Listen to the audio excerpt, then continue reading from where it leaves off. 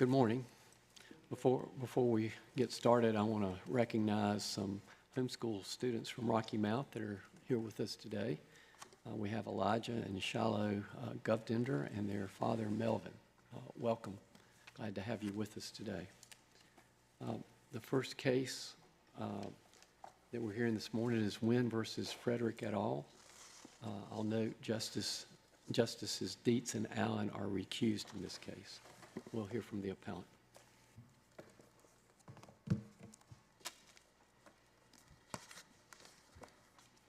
Good morning. May it please the court? My name is Lindsay Smith.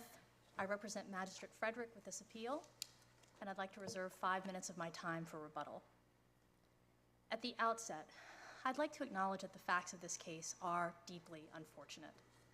However, this appeal presents a pure question of law for this court: whether a private citizen may sue a state judicial officer on his official bond for actions taken in the performance of his duties. Now below, the Court of Appeals determined that two bedrock immunities, sovereign immunity and judicial immunity, were not available to Magistrate Frederick here. This was error for two reasons that I'm going to address in my argument today. First, sovereign immunity bars this lawsuit because state judicial officers, like magistrates, are not within the scope of the waiver of immunity provided by General Statute 5876(5).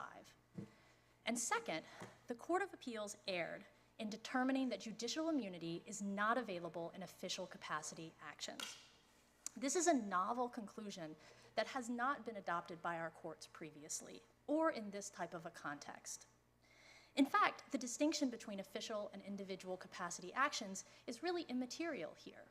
What the Court of Appeals should have decided, or should have considered, is whether Magistrate Frederick's actions were judicial in nature, and this it did not do. Now, what I'd like to do first, I'm going to talk about sovereign immunity first, and what I'd like to do is turn to the statute that's really at the heart of this dispute. It can be found at page 15 of the appendix to our brief. It's General Statute 5876(5), and it's entitled Liability and Right of Action on Official Bonds. Now, what this statute does is it allows private citizens to file suits on the bonds of certain public officials for injuries that are caused by the neglect, misconduct, or the misbehavior of those officials. Now, the statute lists the public officials to which it applies: registers, surveyors, sheriffs, coroners, county treasurers, and other officers. Now, I want to be clear. This statute doesn't actually impose any substantive bonding requirement on any public official. Those substantive requirements are actually scattered throughout our general statutes. And under those statutes, public official bonds are for the protection and the benefit of the state of North Carolina alone. However, what this statute does is it expands the ability of recovery on certain bonds by allowing private citizens to sue on those bonds for negligence. We don't dispute this. We also don't dispute that this statute provides a limited waiver of immunity with respect to the bonded public officials who are within the scope of the statute. So really, the central dispute here, at least with respect to sovereign immunity, is whether a state official, like a magistrate, is an other officer under this statute. Now, the Court of Appeals found that it was, and this was wrong for several reasons. First, the structure of the statute itself reveals that it applies only to county officers and not state officials like magistrates. The applicable principle here is pretty simple.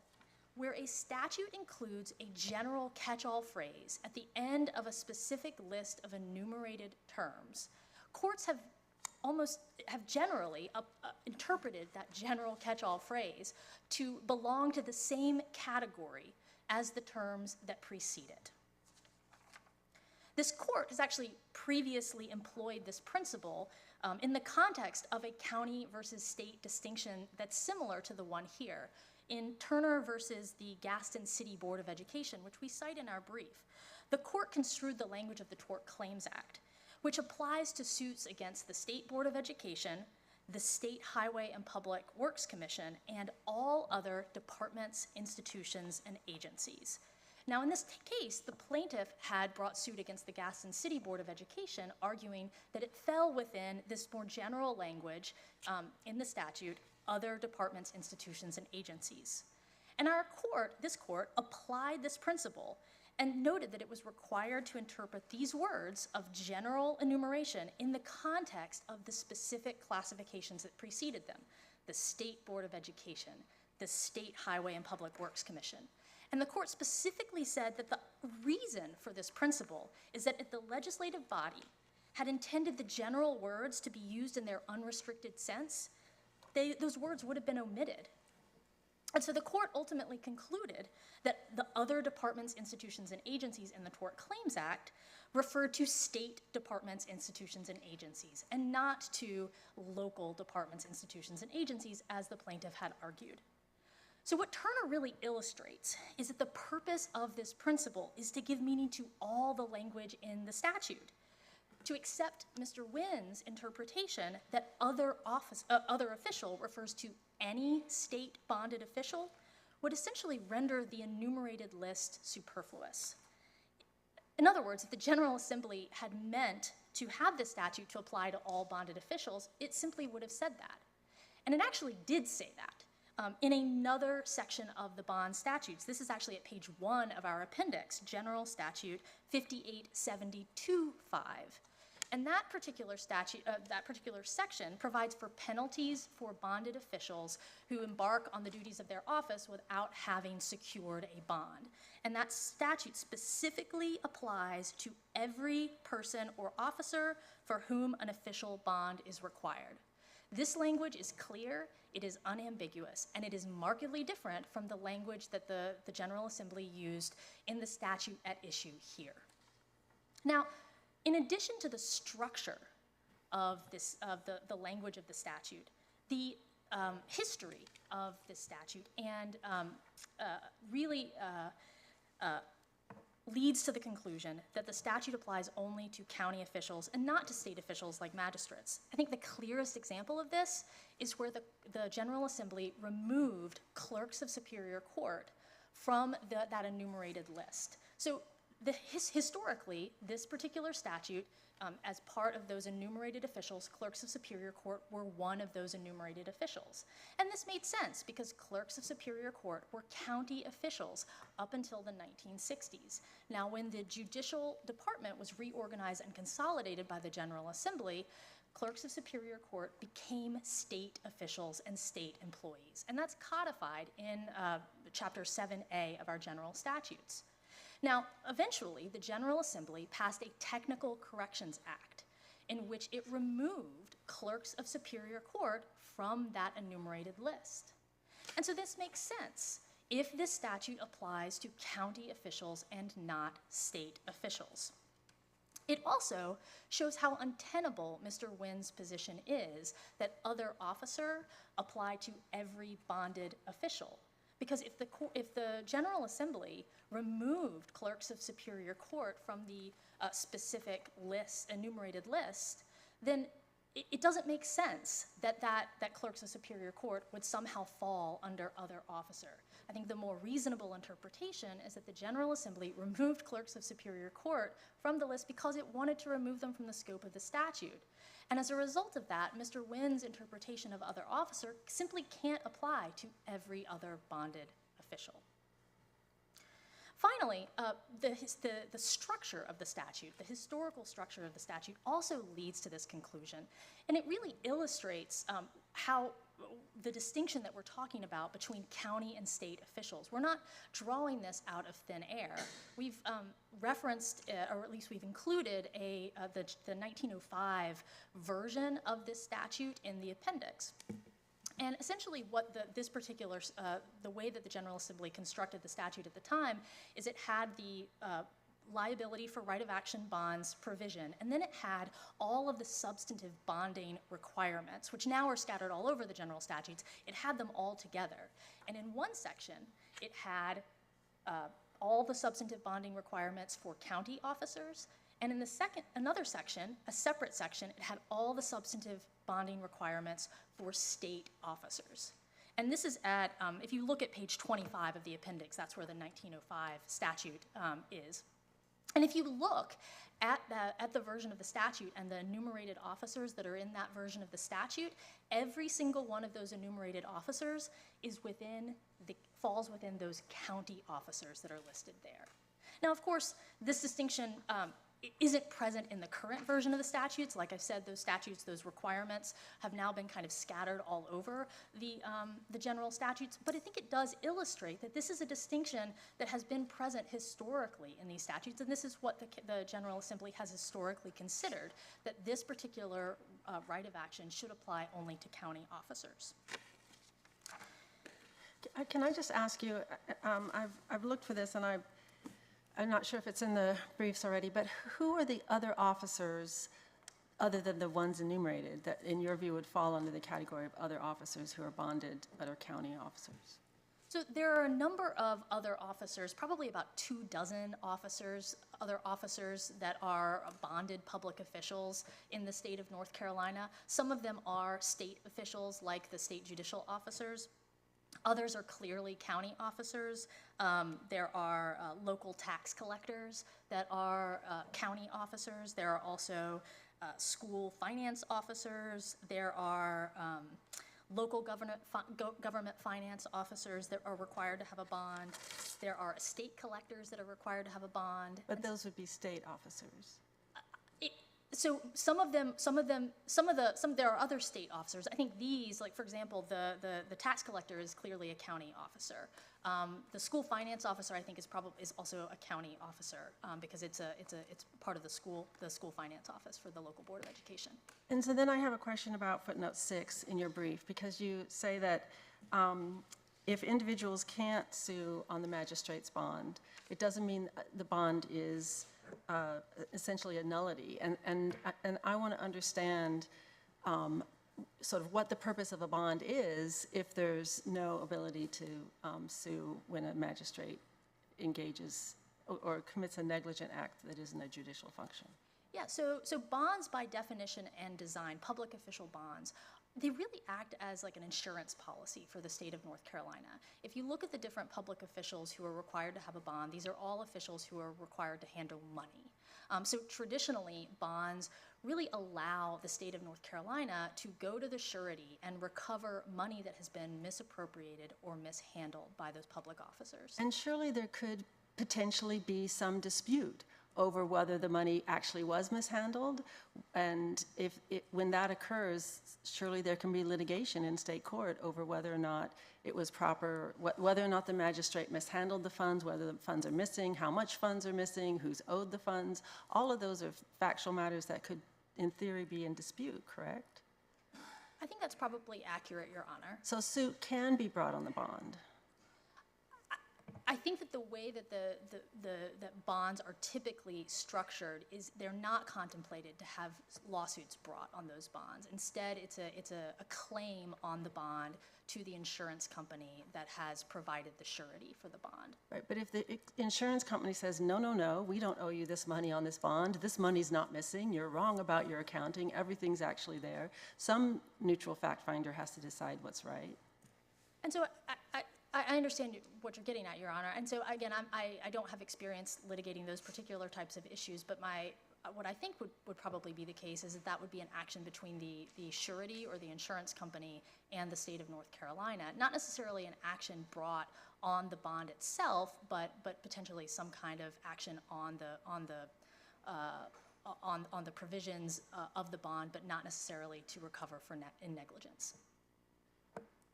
Well, I guess what where I'm going with this is try to understand what the distinguishing principle is. Because if the bond exists to pay some money, if a magistrate somehow negligently, inadvertently loses money, and there's a dispute about whether or not that happened and how much it would be, how is that different? Why is that permitted? But here, an action for negligent where a magistrate has done something that's negligent, that has caused harm, what's the distinguishing principle to say one can be litigated and the other can't?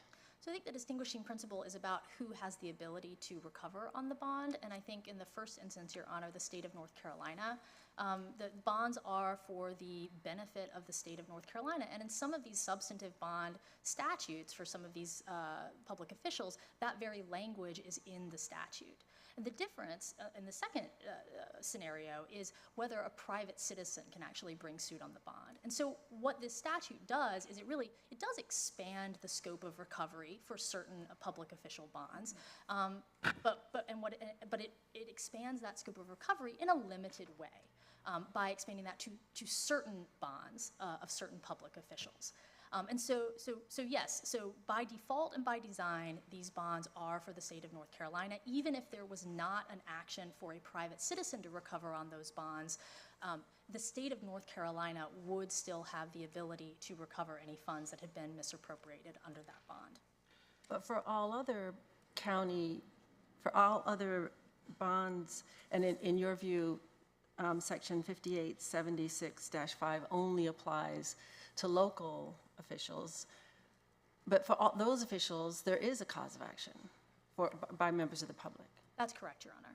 And what would be the principled reason for allowing some officials to have a cause? You can bring a cause of action against some, but not others.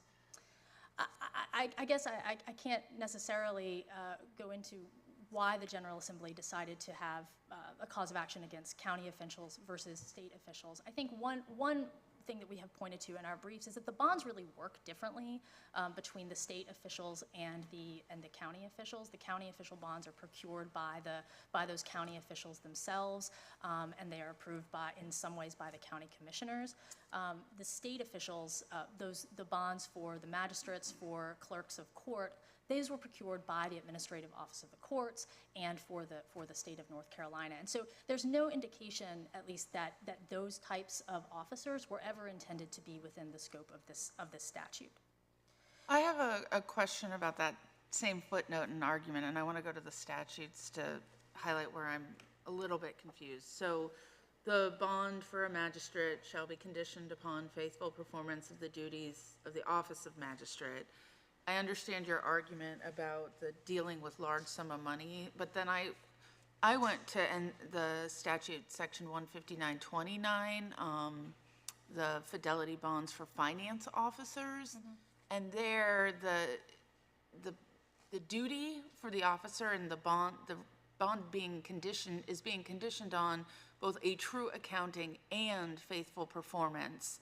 And so it seems to me that if the legislature was just thinking about the fact that these magistrates hold money, that it could have written the statute similarly to the way it does with the finance officers and suggested this is the reason. And instead, consistent with other officers throughout the statute, it's talking about faithful performance of the duties, and some of the duties of the magistrate are what are at the heart of this case. Do you see what I'm saying? Like that, I'm troubled by that specific language for finance officers because it seems to undermine this argument about, well, they're bonded because they handle money, not because they're bonded because they can be held to account in their official duty.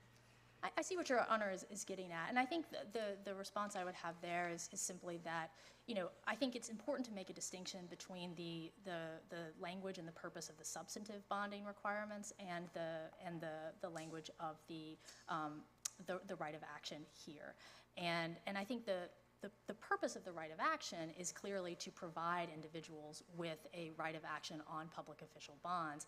I don't think there's anything in the purpose of the substantive bonding statute, and even in the language that you point to, Your Honor, that necessarily indicates that it's intended to expand the scope of recovery to private individuals as opposed to the state of North Carolina. I'd like to turn briefly, I want to make sure that I have an opportunity to discuss the judicial immunity question that arises in this case, because I think if this court determines that sovereign immunity doesn't apply, the judicial immunity question becomes even more important. And what really makes judicial immunity unique is that it applies to it applies to the actions of individuals, and not necessarily to the individuals themselves. And so the Court of Appeals, the reason that most courts, when they are applying judicial immunity, is their analysis, they look at what are the actions of this particular employee or this particular public official, and were they judicial in nature? But the Court of Appeals didn't do this. What the Court of Appeals said is, listen, judicial immunity doesn't apply at all in official capacity actions. And I have a couple points that I just want to make and highlight quickly over why this is incorrect. I mean, I think first, it really undercuts the historical reasons why we have judicial immunity. And those reasons are to protect judicial officers and judicial decisions from coercive influence, to protect against collateral attacks on judicial decisions, to promote the respect for the rule of law, and to prevent judicial officers from being subjected to burdensome litigation. And so this is why courts typically look at the actions of that officer. It really protects the judiciary itself and not a specific individual. I think this is really, I think I would contrast it with public official immunity, which is also often invoked. And it really turns on, okay, is this person a public official, right? Is a superintendent of, school superintendent a public official? Is a county commissioner a public official? I think that's very different from a judicial immunity, which doesn't look at all as to what type of official we have here. It really looks to the actions itself. And so the historical purposes that really underpin this immunity, they don't change regardless of whether an action is brought in its, against a public official in their individual or their official capacity. And so for that reason, it doesn't make sense necessarily to simply set it aside in official capacity actions. But I think the main reason why it's so important that judicial immunity is available in these types of actions is that to find that it is not. Originally, I thought that it would allow plaintiffs essentially to circumvent judicial immunity by pleading their cases in an official capacity. It doesn't really allow them to circumvent the cases. Instead, it really blows a hole in judicial immunity and allows plaintiffs to walk right through. So essentially, a plaintiff could sue a judge for their official, for some kind of decision that they make, for some kind of order, and that judge, as long as the plaintiff pleads that case in an official capacity against the judge, judicial immunity would not be available. Now, I recognize that frequently, and in many cases, sovereign immunity will apply, particularly for cases that are brought in their official capacity in superior courts. However, as we talked about previously, the Tort Claims Act actually provides a limited waiver of immunity for cases brought by plaintiffs in negligence in the Industrial Commission. And so essentially, what the Court of Appeals decision has done is it would allow plaintiffs to bring claims in the Industrial Commission against judges. As long as they plead them in their official capacity, those judges would not have recourse to either sovereign immunity or judicial immunity. And those judicial decisions could be under attack, and those historical purposes that underpin the judicial immunity would not be present. So I think what it really does is it does open the floodgates, and there's no really limiting principle here that would allow this historic immunity to continue to be present, and would allow judicial officers to have their decisions protected, and as well allow for an orderly appeals of those decisions. I think one other reason that I would point to for judicial immunity, Your Honors, that is Mr. Wynn's, I think it's a concession, really, that constitutional principles bar actions against a magistrate for their judicial actions under this particular statute. I'm not entirely sure how that's different from judicial immunity, but I think it's a pretty major concession, because if constitutional principles say that Magistrate Frederick cannot be sued under this statute for his judicial actions, then I don't know why we would set aside those constitutional principles in an official capacity case as opposed to an individual capacity case. And so, again, I think our Our argument would be, Your Honors, that this court reverse and vacate the Court of Appeals decision and find that sovereign immunity applies to bar this case. But if not, that this court find that judicial immunity is available in official capacity actions and then remand this case to the Court of Appeals for a determination of whether Magistrate Frederick's actions were judicial in nature. If the court has no other questions, I will sit down and reserve the remainder of my time for rebuttal. Thank you, counsel. Thank you, Your Honors. We'll hear from the appellee.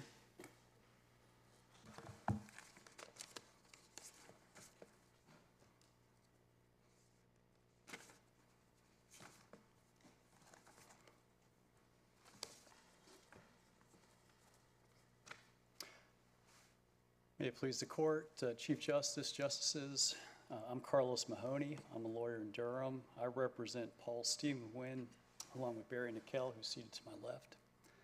Mr. Wynn is a 54-year-old man who is present with us today. He resides in Mebane on the Orange County side of the line. This case does arise from a tragic incident, and it does have great significance to Mr. Wynn. But in a lot of ways, it is a novel case. By my calculation, although, it's been 20 years since this court last heard a bond case. That was in Hill versus Medford in 2003. And this court has never had a bond case involving a magistrate since the legislature passed the statutory bond requirement back in 1965. And although the statute's been in effect since the 1700s, the number of cases during the last 100 years have been relatively minimal. A lot of the jurisprudence dates back even further, back to the 1800s.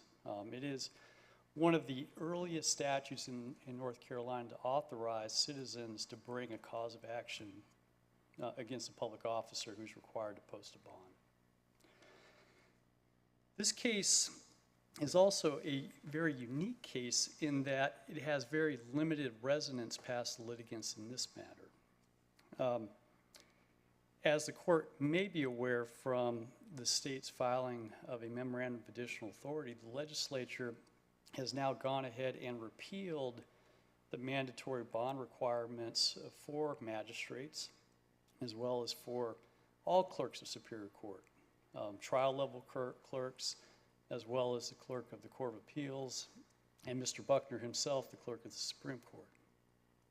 At this time, there is not a single judicial officer in North Carolina employed by the state that has an official bond. So again, this case is very important to Mr. Wynn and affects the litigants in this matter, but has a limited impact globally. The facts of this case are tragic and they are compelling. Mr. Wynn was severely injured on December 17th of 2016.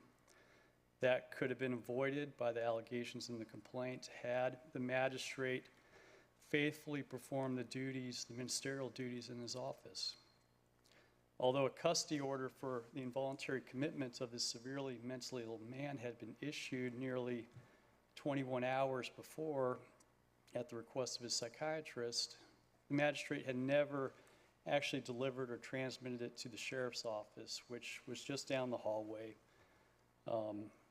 over in Orange County government buildings. He also did not rectify the situation when it was brought to his attention by the psychiatrist. And so Mr. Wynn, when stepping into the house of his sister, had his life altered when this young man who should have been taken into custody 20 hours earlier had not been taken into custody as should have been done. Magistrate Frederick, like all magistrates at the time, had a fidelity bond, and it is a fidelity bond. It's not a bond limited to the handling of funds. It's not a bond limited to the handling of books and records that you sometimes see in the statutes. It is a bond for the faithful performance in the duties of office. It's a classic fidelity bond that the legislature had required magistrates, all magistrates to post. And in this case, the Administrative Office of the Courts, as allowed by the legislature, had procured a bond policy, which on its face, it's noted in the record at page 63, I believe. I apologize, 64. That it covered the failure of any employee to faithfully perform his or her duties as prescribed by law. And it provided $100,000 in coverage. The state magistrates are explicitly defining the policy as an employee. As a result, Mr. Wynn filed an action on the bond against the magistrate in his official capacity and joined the surety, as this court has required, to recover damages limited to the bond for neglect in the performance of his ministerial duties in office. Neglect includes negligence under this court's precedent in Williams versus Adams from 1975 and Dunn versus Swanson from 1940. The state, in turn, had filed their motion to dismiss under Rule 12b-6, and at the trial level, there were 4 different reasons that were asserted. Those included sovereign immunity, included judicial immunity, included public officer immunity, and included failure to state a claim. And the trial judge denied all those reasons. On appeal, before the Court of Appeals and now before this court, the state has not pursued the claim based on failure to state a claim upon which relief can be granted. It's only pursued the sovereign immunity and judicial immunity issue.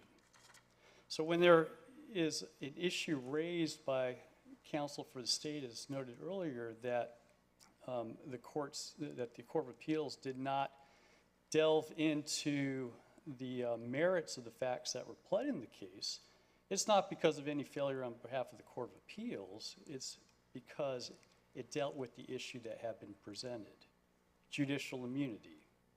The state had said we're entitled to judicial immunity as an affirmative defense. The court said no. And they're still at liberty at summary judgment if the facts do not play out like we believe they are, which will establish that we're talking about a ministerial administrative act. If they don't play out that way, they can raise again that these facts are not actionable on their face because the law in North Carolina has been the same since the early 1800s, that you can't sue a judicial officer for judicial acts. And that's part of the common law. And if we're going to prove a claim of negligence in establishing neglect, we've got to abide by common law principles. And that's why our complaint was alleged as a complaint based on the violation of ministerial duties, the failure to perform those duties, and was explicitly noted to not be a matter concerning judicial acts. This court should affirm the Court of Appeals, both on the judicial immunity analysis, because the Court of Appeals had set forth a bright line. There's been a lot of confusion in appellate cases over the years between official and individual capacity defenses, what defenses can be asserted in what appropriate cases. The court noted that judicial immunity is an individual capacity defense. This is an official capacity action, ergo it does not apply.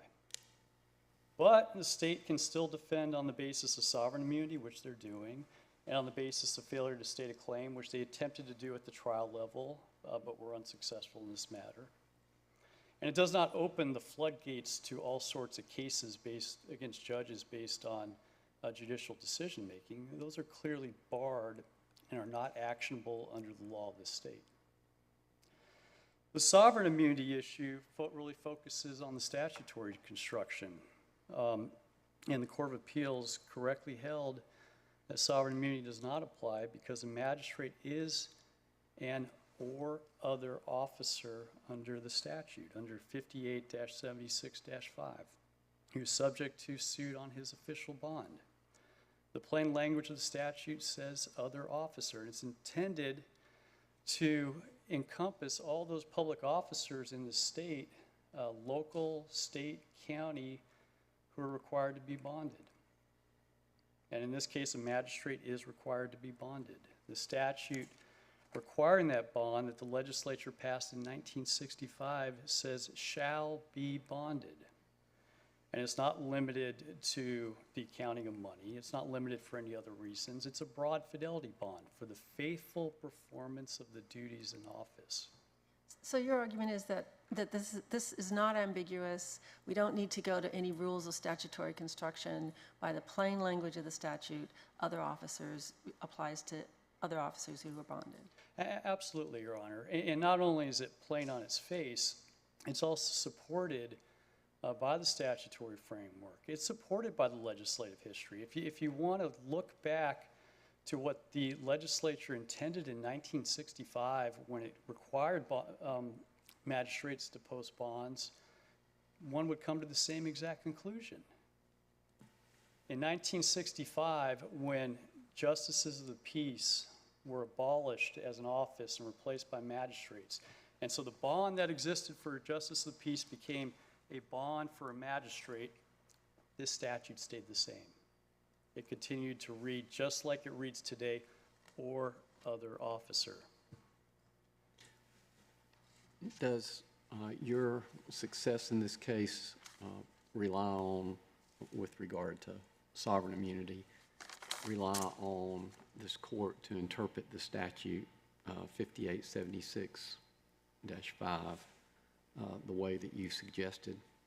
Put another way, if the court were to determine that 5876-5 only applies to county officials, would that undermine your claim? Well, that's an interesting issue, Your Honor. How I look at it is that the bonds on the face of it are not self-executing. And so the statutory provision at issue 7A-174 does not provide a cause of action on its terms. In contrast, there are some bond statutes that do explicitly provide a separate cause of action, one being the one that appears in Chapter 35A-1238, dealing with clerks. And so one would need to have a separate statutory mechanism to bring an action on an official bond, which incidentally is what this whole section is labeled and what the statute is labeled, liability and right of action on official bonds, not county official bonds, not local governmental official bonds, but official bonds. In turn, Your Honor, I filed a memorandum of additional authority yesterday because in reviewing the statute of limitations in this state, I noted that the statute of limitation for this case is 3 years explicitly because 1-52(1A) explicitly states that there is a 3-year statute of limitation for actions on a public officer's bond.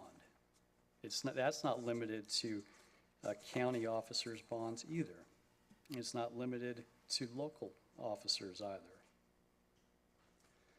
And the legislature, when they want to intend to make such limitations, they explicitly say so. And in fact, within the bond statutes, there is a statute in 50A-72-10, which appears on Appendix 2 of the defendant's brief, which specifically says, and every other officer of the several counties. So it's not as if the legislature does not know what it's doing when it wants to limit the category of individuals at issue. It also supports our position, the case cited by the defense dealing with Turner versus Gastonia Board of Education. It was notable that the phrase that was omitted by counsel from the description of the Tort Claims Act provision at issue left out the last three words, of the state. Agencies, institutions, and departments of the state. And in Turner, the court said that the law is not ambiguous. It plainly does not apply to, in that case, a city board of education. But even if you look at it, it doesn't make any sense that you would have it apply to the city board of education because You have state agencies listed there, and it says other department, institute, or agency of the state. All of the statutes within Article 70, well, many statutes within Articles 72 through 76 also have this broad rubric.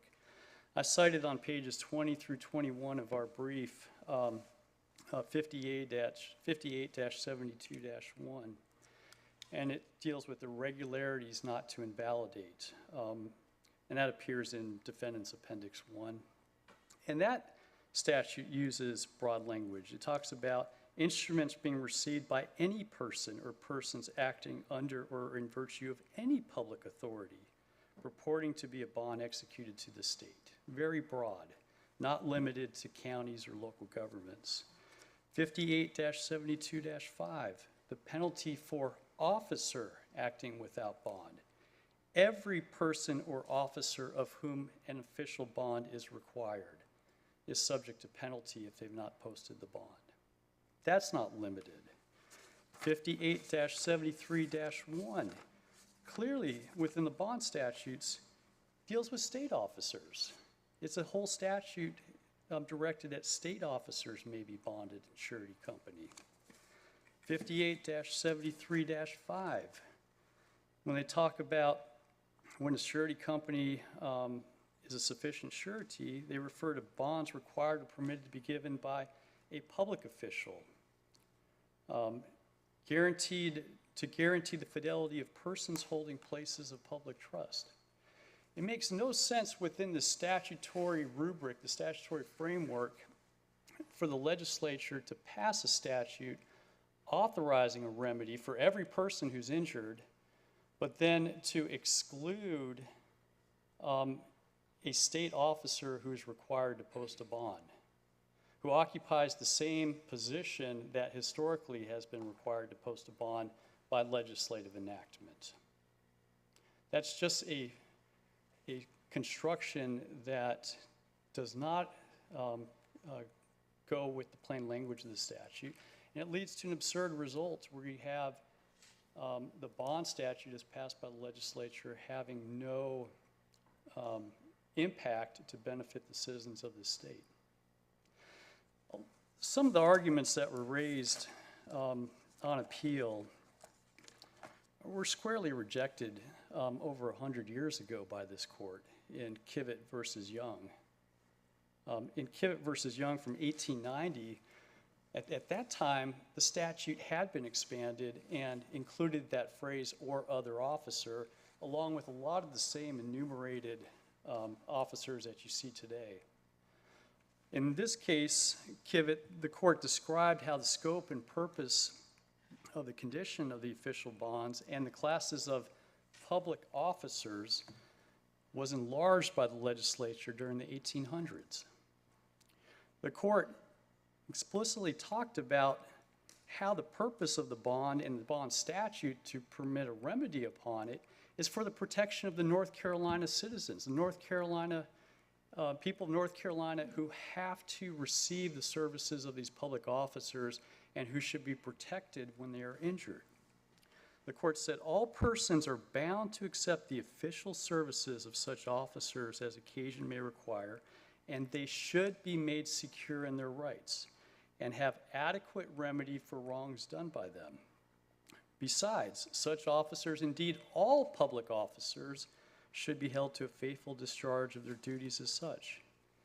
So in that case, the court held that, so now official bonds and the conditions of them embrace and extend to all acts done by virtue or under color of office of the officer giving the bond.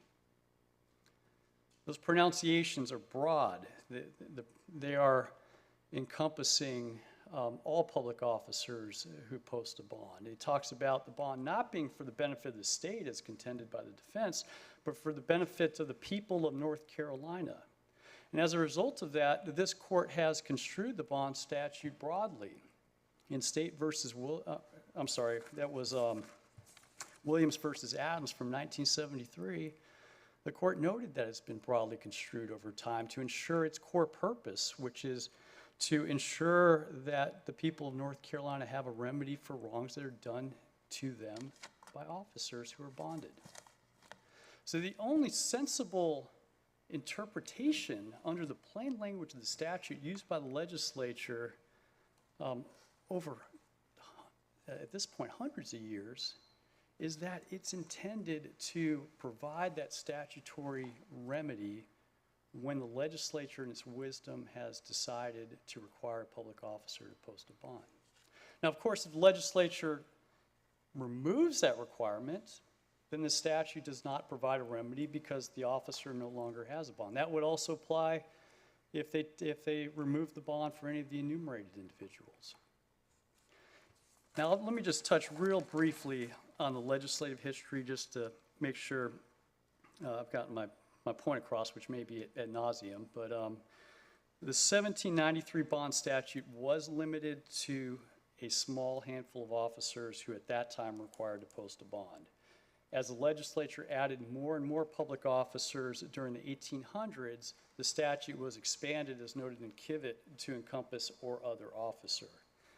In the early 1900s, as noted by defense counsel, you actually had at that point within that bond statute a specific article on state officers and an article on county officers.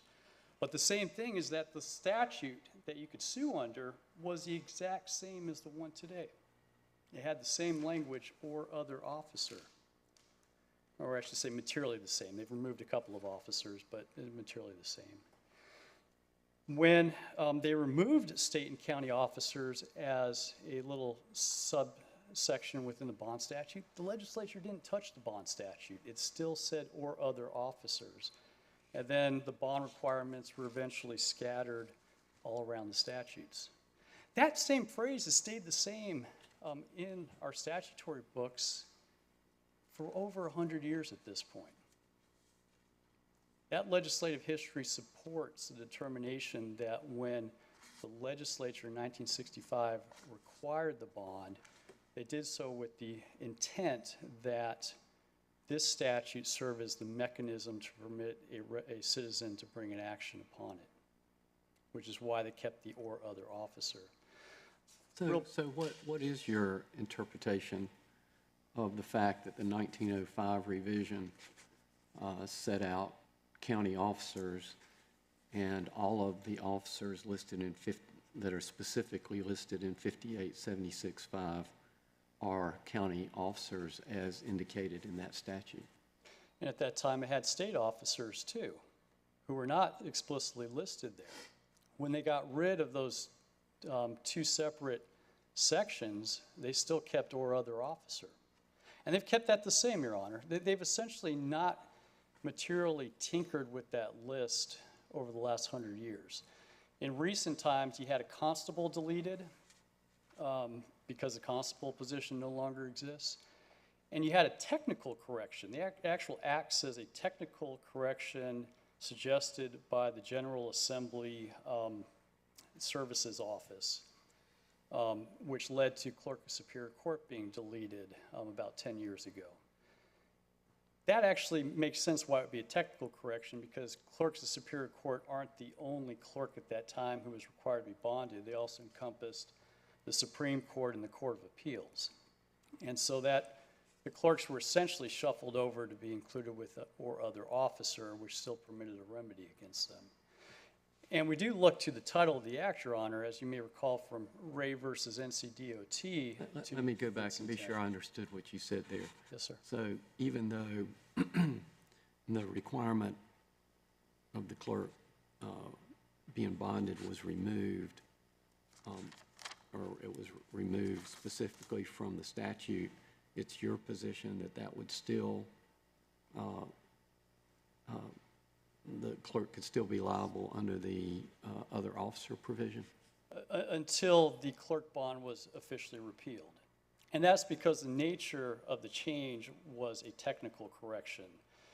In Ray versus NCDOT, the court noted that you can look to the titles of legislative acts to discern intent. In this case, the change requested not by a substantive agency, but by the essentially the record-keeping agency at the General Assembly, noted it to be a technical correction. But clerks of Superior Court continue to be bonded, clerks of the North Carolina Court of Appeals continue to be bonded, clerks of the North Carolina Supreme Court continue to be bonded. These are statutes that work in para materia with one another, Your Honor. You have a bond. If it's not self-executing, then if you're not listed specifically, you then fall in as an other public officer who's required to post a bond. Of course, that's all moot now with the recent repeal that took place.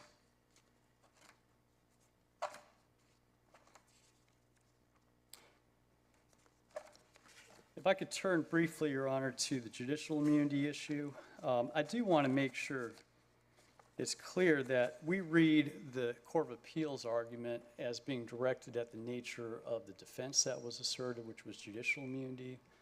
That is an individual capacity defense. It's not been recognized as such by this court, but should be construed in that fashion in this case.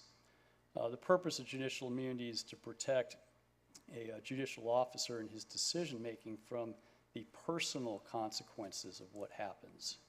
That same public policy consideration does not exist in the same manner in official capacity suit because the officer is not the one who's required or subject to liability or unlimited liability.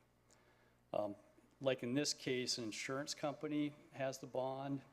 The state procured the insurance company and deals with any impacts from any increases in premiums. The officer, the judicial officer, has no say in the scope of the waiver of immunity, which is solely within the state's realm. The state can pick and choose how it wants to waive immunity and either waives it or preserves in some way various carve-outs. And so those same considerations are not as prevalent in an official capacity claim to warrant the allowance of an individual capacity defense. And it's probably good as well for the courts to provide some bright line guidance to the trial courts as to which immunities can and should be asserted in various matters. And a bright line that creates personal immunity such as public officer immunity, judicial immunity, prosecutorial immunity, as being the province of the individual should be separated out from those official capacity immunities, such as sovereign immunity, which is the principal one. And that's a principle that's been noted by the U.S. Supreme Court since 1985 in Kentucky versus Graham. And this court has cited favorably Kentucky on several occasions since then, dealing with other issues concerning the individual official capacity divide. Kentucky versus Graham was reaffirmed by the U.S. Supreme Court in Hafer versus Mello in 1991. And then the same exact principles were reiterated in a unanimous opinion in 2017 by Lewis versus Clark. And there's been no avalanche of lawsuits at the federal level, no significant consternation that's led to problems within the federal system over having that divide. Ultimately, though, how could one sue a judge or a magistrate, for that matter, for a judicial decision? I mean, what within the common law would permit such an action? We go back to 1839 with the Cunningham versus Dilliard decision. No action can be supported against a judge or justice of the peace acting judicially and within the sphere of his jurisdiction. 1860, Furr versus Moss. No action where a magistrate / justice of peace is acting in a judicial capacity. 1953, Fuquay Springs versus Rowland. And the Fuquay court even noted that the legislature did not have the authority to establish under the Declaratory Judgments Act a right of action against a judge in his acting in his judicial capacity. So the parade of horribles just is not a reality, especially now in light of the fact that you can't even sue a magistrate going forward because there is no bond that exists. Your Honors, I got a minute left. I'd like to answer any questions that you may have.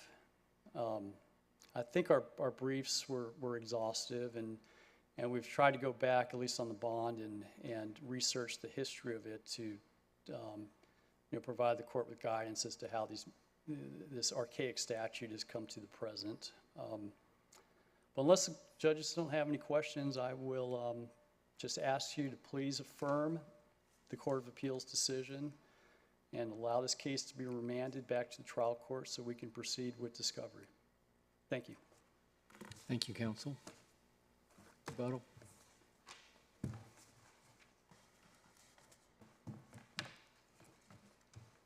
Your Honors, I have a few points that I'd like to make, and I'll try and be as brief as I can. I'd like to start with judicial immunity. My opposing counsel, I think, began his argument by saying that this case is of limited relevance because it really is only going to apply to Mr. Wynn. While that may be true in some respects with respect to the bonds for state judicial officials, that is not true with respect to the decision concerning judicial immunity. This decision by the Court of Appeals, I think, does have wide-reaching and sweeping ramifications. There is no case that has held that judicial immunity is unavailable in an official capacity suit. No case in the state of North Carolina, and in none of the cases that Mr. Wynn cites from the Supreme Court considered judicial immunity. These are cases that were considering individual versus official capacity actions in the context of Section 1983 cases, and then in another case, whether sovereign immunity could be asserted as a defense when an official was sued in his individual capacity. But none of these cases held that judicial immunity was unavailable in an official capacity case. And judicial immunity is unique because it protects the judiciary. It is unique from these individual defenses. It's not the same as a public official immunity defense. And so the purpose of judicial immunity is really going to be undercut by the Court of Appeals decision. I know that my opposing counsel makes the point, well, how would you sue a judge? Well, you could bring a suit on a judge's decision in negligence in the Industrial Commission, and there would be no availability of this defense to protect the judicial decision-making process. And it's not limited to this particular case. It's not limited to magistrates alone. And I think the final point I'd make on judicial immunity is I think Mr. Wynn really has conceded that immunity some form of immunity would apply because of the common law cases that he references. Now, he distinguishes those from judicial immunity. I'm not entirely sure how. I mean, it seems to me that we're both talking about a form of immunity, a form of protection for judicial decision-making. And I think the distinction seems to be administrative tasks versus judicial tasks. Let's say that a bond was revoked, and during the time it took for that revocation to actually be served on the individual, they committed a crime. And should this court get into the position of, well, is this a judicial act? Is this an administrative act? And if so, is that a legal decision that we need to make versus some factual determination? Your Honor, I don't think this court should get into that decision right now. And the reason for that is actually pretty simple, is because that issue is not before the court. It's not an issue which this court has granted review on, and it's not one in which we've briefed the court on this. And so the most prudent decision would be to send this back to the Court of Appeals. Now, the Court of Appeals could make that determination, and this court could make that determination if it felt the need to do so. I mean, it is we would hold that it is a legal decision to be made, whether a judge's or an official's actions were judicial or ministerial. But the most prudent course of action would be to send this back to the Court of Appeals. Now, I have about a minute left, and on that I just want to touch on a couple of points on sovereign immunity. I think the first is that my opposing counsel referred to the bond that the magistrate has as a classic fidelity bond.